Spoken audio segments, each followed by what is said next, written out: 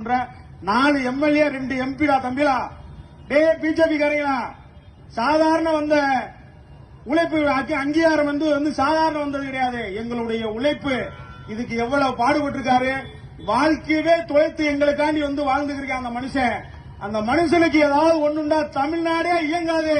ஒரு விஷயம் நல்லா தெரிஞ்சுக்க பிஜேபி காரங்களா, நீ ஓட்டு கேட்டு என்னைக்கு போனாலும் எங்க தெருவுக்கு தான் நீ வரணும். ஊருக்கு ஒருத்தனாவது இருப்பான். விடுதலை சிறுத்தை ஒரு சிறுத்தையாவது உன்னை செருப்பை கழட்டி அடிக்க வேண்டாம். டே அண்ணாமலை, இங்க மதுரையில் உள்ள பிஜேபி வேட்டி கட்டி ஒருத்த நடக்க முடியாது.